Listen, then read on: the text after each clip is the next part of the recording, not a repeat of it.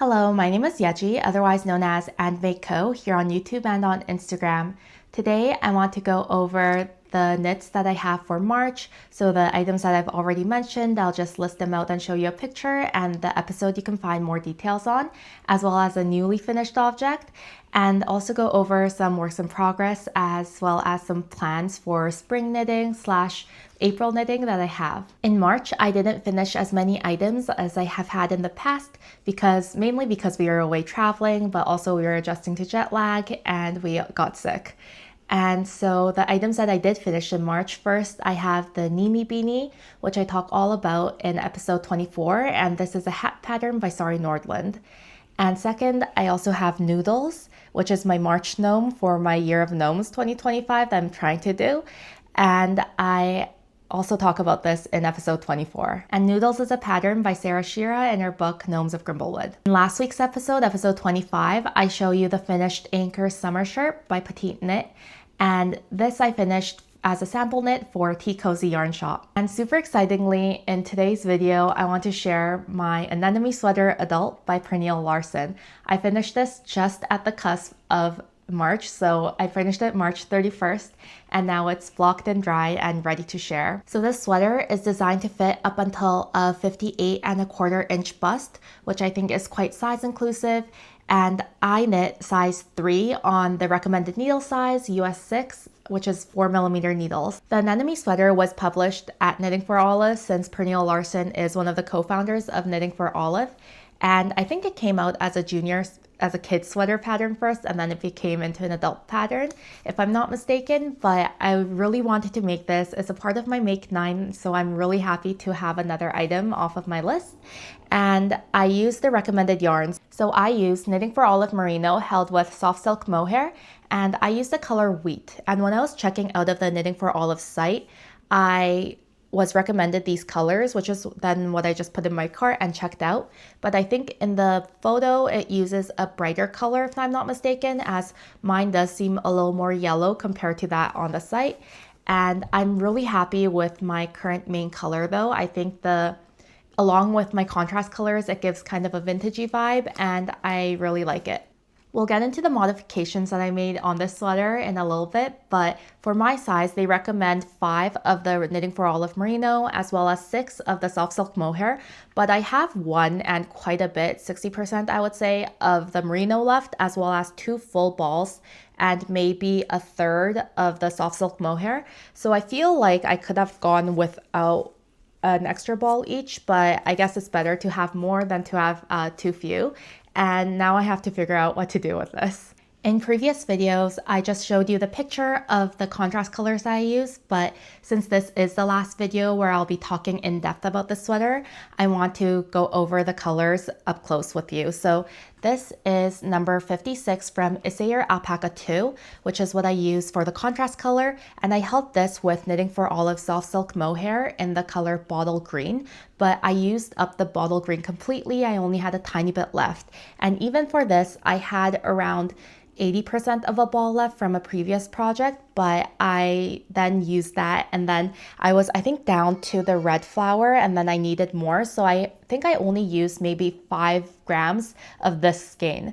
So I still have quite a bit of this left, and WIP Alpine Bloom is also at 250 meters per 50 grams, so it's the exact same thinness or thickness as the Knitting for Olive Merino, which I thought would fit in really well. And one of the key driving points of me making this pattern was so that I could also use the WIP Alpine 2 colors that I already had. So for the rest of the sweater, for all of the contrast colors, I used less than 10 to 15 grams of the WIP Alpine 2 and around maybe 5 or 6 grams of the Knitting for Olive soft silk mohair, so I have quite a bit left of each.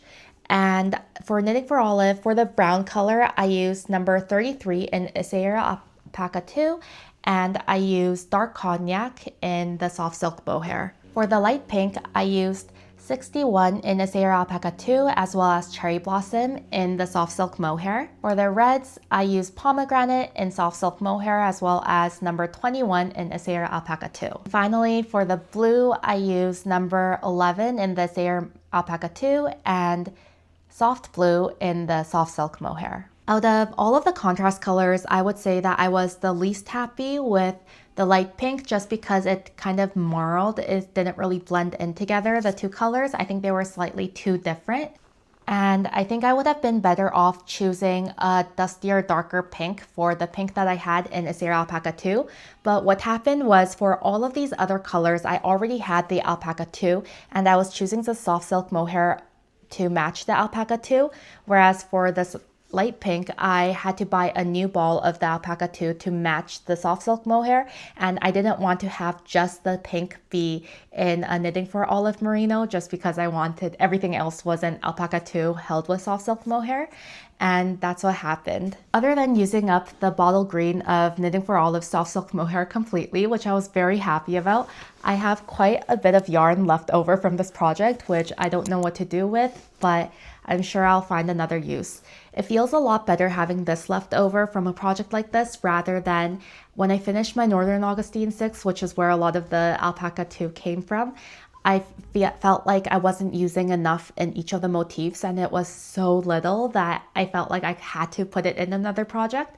Whereas with this project, I see the colors completely and it's throughout, so I feel a little less bad and I don't have the urge to cast something on again immediately with these exact same colors. For the bottle green, I was down here and I wasn't sure if I was going to run out of the soft silk mohair, so I just had Alpaca 2 single for just one row, and then I thought, oh, I'll just try, and if I run out, then I run out.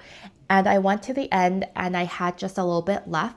And I think I could have even gotten away with this round holding them double, but I didn't want to play yarn chicken too hard at the stems where you could see a lot of the leaves. Before I get too deep into the details of the construction of this garment, I will stand up and show you what it looks like. So as you can see my hem, it's quite thick, and I do have quite a bit of positive ease in the garment. The color work goes all around the body and the sleeves, they do not decrease, so the sleeves are quite flowy and they are quite long on me.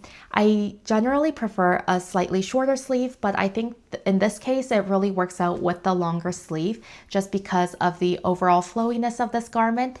And for my version, I did take out one row of flowers in my body, and so my body is a little bit shorter than what is recommended in the pattern, but I'm very happy that I did so because I think it hits at a really good point at my body. My floats, I also did not catch any of my floats, so they are quite long. When I'm putting it on, I don't really have any problems with it, and so I'm very happy that the floats are just the way they are and there's nothing peeking through. If I was to make this again, I still would not catch my floats. One of the details that I really enjoy about this sweater also is the collar. I think the folded over double collar works really well in this case, and having just a thicker collar means that there's just a little bit more structure in the garment holding it up. And if in any case the collar does stretch out a little bit, then I can always thread an elastic through it. And since it is double folded, there's now an encasing for the elastic to go through. So going into the details of the sweater, first you start off with the hem. It's done bottom up. So you start off with the hem on a US 4, you do 2x2 ribbing for around 10 centimeters, and I shortened it, so I didn't do all of the 4 inches, I only did around 3, and then I started my color work. And when you're doing it in the body, you're actually knitting the chart one way, and then when you're going down the sleeves, you're knitting it the other. So if you are super critical, then you can kind of tell a difference in the flower motif pattern of the body and the sleeve, but I think it's something that's very not noticeable when you're just looking at it from any distance, even up close. As I mentioned before, I did take out one row of flowers in the body before splitting for the sleeves, or setting up for the steek stitches in the sleeves rather, and that meant that I had to move my stitches by 5 stitches, which also kind of meant that my whole body shifted by 5 stitches. I think my flower motif isn't quite centered on my body because I thought that by completely removing one repeat, which is 2 flower rows, I would be losing too much length, and I thought one flower repeat would be better off, so that's what I chose to do. And I really don't think it's noticeable, so it's not something that bothers me. However, if you are about symmetry, I think that what I did is not recommended if you do want your shoulders and everything to be completely even on both sides in terms of the number of flowers you have and what the flowers look like. The Anemone Sweater does not suggest you do steeking if it's your first steek project, as they say that they don't hold your hand, but I thought their instructions were quite clear. And I did set up my steeks, but one thing I did do set differently is when I had to hold 3 colors for one row, I just held 2 of the colors instead of dropping one completely and starting another. And there were times where I thought that if I had to carry the float too far, I would just cut it and then continue on so that I could just weave in ends later rather than risking the whole garment just for a couple of ends that I'd have to weave in later. So I showed this in the previous video, but what happens is when you do steeking and you've knit in the round, they really mean that you do steeking because you steek for the sleeves, but you also steek for the front and the back as you bind off stitches to create the shoulders and the shoulder depth you have here. So in the front, you have a deeper depth than you have in the back. So the back is more raised. And I thought the way this was done was quite smart and I really liked it. It was quite clean and simple. And when I steeked, I had no problem with anything unraveling, even when I was making all my sleeve stitches and it was kind of twirling around as I was knitting. I thought it was fine. I think the most fiddly thing with this garment is that there is 1 row in each of the flowers where you have 3 color work, and so because of that, I couldn't, when I was knitting my sleeves, I couldn't switch my sleeves around like this, but rather I had to switch over the entire garment because I didn't want my yarn to keep getting tangled. I don't know if that makes sense, but usually when I knit sleeves with just 1 strand of yarn, I will knit it and then keep twisting the sleeves so that I don't have to completely lift the sleeve to untwirl my garment as it's being created, my body as it's being created. But that's what I had to do in this case, just because I had so many colors and so many threads of yarn dangling off of my project. Also, I did choose to carry up my green strand of yarn throughout the body and throughout the sleeves, and I just made sure that there was enough slack so when it blocked and when it lay flat, it would be completely flat and you wouldn't have any cinching vertically. And so that's something you have to worry about is when you're doing color work, you want to make sure your floats are long enough so it doesn't pucker. And when you're knitting it, it might seem like there is puckering, but if you do stretch it out as you go, then usually after you block it, it should lay flat and it should be smooth. And I found that the Knitting for Olive Merino, as well as Alpaca 2 and the Soft Silk Mohair, they just blend so well together and they block out so beautifully. In the original pattern, there are 5 colors for flowers. I chose to do 4. And other than the body and omitting a flower section, I also did omit a flower from the sleeves because my arms aren't that long, but my hem for my ribbing or my ribbon cuff is quite longer than what's in the pattern, and I just made it longer because I thought that it looked better with the amount of length that I have in the hem as well as how thick my collar is. And I'm really happy I did it this way because I feel like it really looks like a polished sweater rather than more of that sweatshirt look. And I'm not sure if you can tell, but I did also do a sewn bind off for the 2x2 rib, and I think it would have been fine even if I just bound off in pattern, but I didn't want there to be any tightness or any cinching in at the cuffs. And I know that doing a sewn bind off means that there won't be any of that. For the collar, I did just the Jenny Surprisingly Stretchy bind off, and I whipped it very lightly into the sweater just so that it would hold it down. I wanted the option to also then be able to go back and fix it, and so I didn't want to knit it directly into the collar. I also took a strand of the soft silk mohair since it is quite thin and it is silk, so it's quite strong, and I whipped down all of my steeked edges very lightly, and so I wouldn't have to worry about anything fraying in the future, and that I wouldn't have to be a little more careful about it, or I could be a little more rough with the sweater as I'm wearing it and not have to worry about if any of my ends would start fraying or if the sweater would come apart, which I'm sure it won't, but it was one of those things. For the collar, I did pick up every single stitch, And then I did the decrease to match the number that they had recommended for the collar. And so I think I did knit 2 and then knit 2 together for a round before I started the ribbing. And I just thought that that would be easier than trying to pick up the correct number for the stitches, as well as not prevent any holes that might happen within the collar since it is so visible. Overall, I am so happy to have the sweater completed. It is cherry blossom season where we are right now in Seattle, and so the blossoms are blossoming and they are so beautiful. I would love to have some pictures taken in front of the cherry blossom trees that we have down the road, but I'm not sure when I will have the time to do that.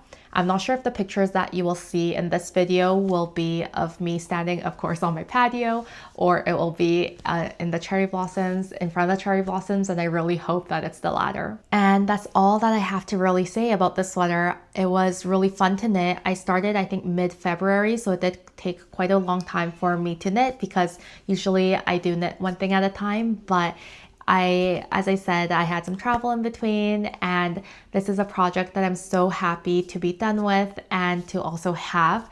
The steeking does sound intimidating at first, but when you're really into it, then it's fine. I am so happy I chose to do that rather than to knit back and forth in color work, because I don't want to do back and forth 3-color work. And so I am just really happy with how the sweater has turned out, how it looks and how it fits. Although I have to say the way it fit before I blocked it, I also really liked. So the fact that it did kind of relax doesn't bother me, but even if it hadn't, I think I would have been equally as happy. And now that brings us into April. My first finished object of April is actually the Tally Alley socks by Michelle Frazetta, but I'll talk about that next week since it is currently drying. And since I just blocked it, and I think I get why people, cast out a bunch of projects. It feels really good to complete a lot of projects in succession, but I also just like having one. It feels less stressful to me to have one big project at a time and also have a couple of projects on the side, like a hat project or a sock project. But I am really happy that I'm now done with this, as well as the Tally Alley socks. And I am so happy with how this next project has turned out. My final finished object that I'd like to show you is my Gnoodles, and this is my April Gnoodles. So I decided to use the Coats & Co. Floral Palette Pack. After talking last week, I knew that I had this mini skein pack and I was a little hesitant to use it because I thought I could use it in a color work project for, say, a sweater. But I decided to just stop being so precious about some of the yarn I have. I feel like if it's hand dyed or if I could have only gotten it that one time, then I feel, or if it was more expensive, then I feel a little more precious about it. But I have to stop doing that because if I use it and put it in a project and that project gets used or displayed, then that's even a better way of using the yarn and seeing the yarn and showcasing it. So it's something that I'm consciously trying to do, and hopefully I'll get better at it. And I think that this gnome just proves that, the happiness that I get from this gnome is unlike any other. I was hesitant to use this pack because it only comes with 10-gram minis, and I knew that for the body of Gnoodles, I needed around 13 to 15 grams, and so I knew I would run out. The bottom color wasn't planned. I'm getting ahead of myself. First, I made Gnoodles, and this is a pattern also by Sarah Shira, and I brought the books to show you today. So this is a pattern by Sarah Shira in her Gnomes of Grimblewood, and it's the first pattern in this book. And for the flower motifs that I put in here, I used floral 14 and 15 from the Doodle Knit Directory by Jamie Lomax. And the colors I used were the floral palette pack from Coats & Co. and it comes like this, and I got this from Flock Fiber Festival last year. I used a few colors already in my Trim the Tree socks by Michelle Frazetta last year, and so I had these colors left and I decided to use it. This off-white color is the Regia 4-ply I said I was missing last week. I finally found it as I was going through my yarn. But these are the colors that I've had, and from this, the floral palette pack, I decided to make this gnome. I have no clue what any of the color names are because it did come in that pack and it doesn't say on the pack. And so the beard and the nose and everything, that's Regia 4-ply. For the beard, I did hold it. So all of these yarns I'm holding fingering weight double, and I did get a question asking if I could you could hold a single, and yes you can. But I like the gauge of my gnomes to be on a US 3, a 3.25 millimeter needle with fingering weight held double. I really like the density of the fabric, as well as just the fact that you can't see any of the polyfill through it, and I like the size of gnome it makes. So for this one, I have on a rusty orange hat, as well as a light mint green on the body. And then for the flowers, these are two different floral motifs, but I did offset it a tiny bit so that the bottom stems would match up. And also for this, I did make sure that the tulip had, usually for this motif in particular, it has two of these, so that it would be just two of the stems going up symmetrically, but I did offset it, so I did take out a leaf on each of the sides. And as you can see, I love tulips, I love flowers. Tulips don't love me as much because they tend to droop, a few days in, and I feel like the red flowers here are really doing its job holding up these tulips from drooping too much, but they are quite droopy. I just love the look of tulips, and so I knew I had to put it in, but I also like to peel off quite a few of these leaves on the tulips, so that's what I decided to do in my color work as well. And as I ran out, I was looking through what other colors I could use for the bottom. I was first considering like a brown for dirt or something, but I also have this yellowy green color that came in the kit as well, and so I decided to use it, and I'm just so happy. I think the warmth of the bottom ties in together really well with the hat.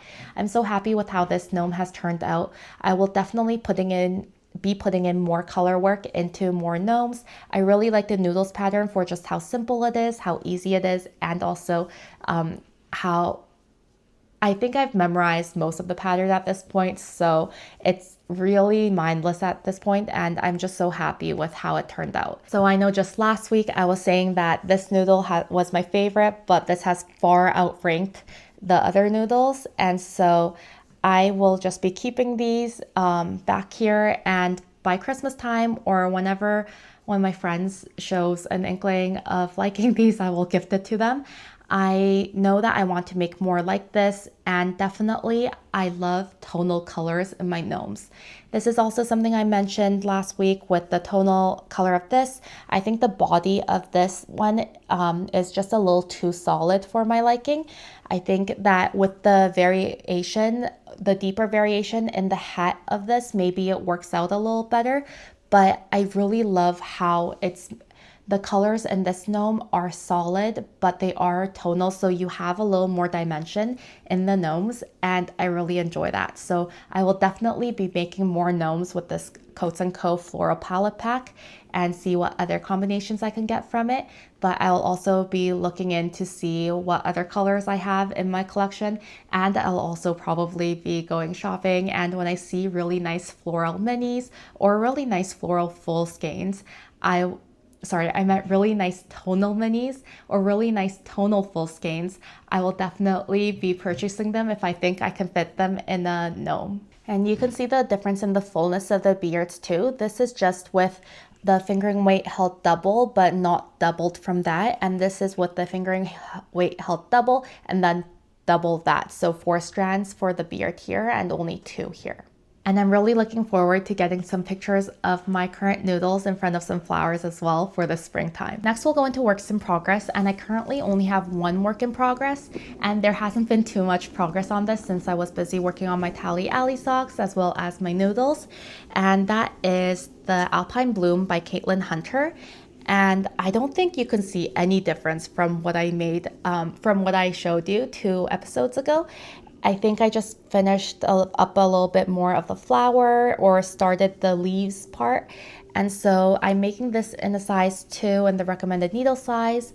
I will talk more about this project when I have more progress to show you, but I just wanted to let you know that I do have a work in progress, nothing else on my needles though. So I know that I probably want to cast on maybe another pair of socks or some other plans that we'll get into now. In terms of my plans, I have 2 concrete plans and 1 dream plan. And my concrete, and they're all blue, so I'm not sure if I'm going to continue with these in this order, but we'll see what happens. Stephen West is having a stash bust along, I think he's calling it. I'll put the links in the description below. But I think he's having where the point of it is to make things from your collection and use his patterns, and his patterns are 25% off until April 7th. So I jumped on that because I knew that Vertices Unite is a part of my Make 9 and I don't have the pattern yet, so I purchased it. I also have this yarn in my collection already, and this is from the Frankie Gray Fibers Hybrid Knit Along Kit for 2023. And I am so excited to be able to finally use this. I don't know if this really counts because I think the point of the stash bust along is to have different colors and play with what you have, play with different brands, different yarn weights, whereas this is all from the same brand, all the same yarn weight made for the kit. So I'm not sure if this qualifies, but I just jumped on the chance to get one of his patterns, and I thought that this would be a really good opportunity to start this shawl because I know that it's quite big and that it might take a little while. And since I don't have very many knits currently going on, I thought that this would be a good opportunity. I think I just now have to choose which colors I want to place together because some of the colors are very, even though, so it is supposed to be a fade, but some of the colors are very similar, especially these two. And so I have to choose the placement of where everything will go so it doesn't look like I'm just using one color for one section when it's actually striped. I know the days are getting warmer and my Alpine Bloom is very on season. The next sweater I have is more of a winter sweater, but I really want to get a start on it. So I think after I'm done with the Alpine Bloom, I will start this sweater. And this is what I'm talking about, the Baci sweater by Monmi Choi, and this is also a part of my Make 9. I will make it with Manchalopes, Wool Dreamers Manchalopes, and this is in the color Azul Cobalto for Cobalt Blue.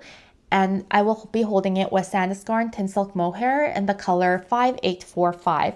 I think these two colors will be so pretty together. I am very excited to make this sweater, although when I'm done with it, it will definitely not be the season to be wearing really fluffy sweaters. Those two knits are my concrete plans. My next plans are things that or it's one thing, but it's a cardigan that I wasn't expecting to even knit or even go near, but my friend, milk enthusiast Stella, she came over on Sunday and she was wearing her newly finished object, which is the Stripe Overload Cardi, and it looks so beautiful. I'll definitely have a picture of her finished object and definitely be linking her Instagram. She has a really great account down in the description, so you can always follow her. I think she makes very beautiful things. She's a very beautiful knitter, and I was able to try it on, and that kind of sold me. Just looking at it, I was like, oh, it's so beautiful, it's so beautiful. And she said, oh, try it on. And so I tried it on and I really liked it. I really liked how it looked. I really liked the feel of the garment. It is quite weighty, but I really enjoyed it. It's more of a jacket than a cardigan. And I really love the collar detail on it. And so I know she knit a size medium, so I think that's what I'll be doing as well.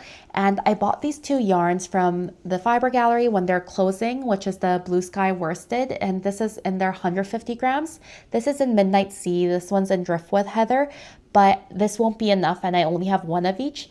And I looked all around. I think Tea Cozy is sold out of these colors right now, but I was able to find it on WIP, and as a part of their special order, I think for the 150 grams. So that's what I did. I placed the order for just one more ball of this and one more ball of this.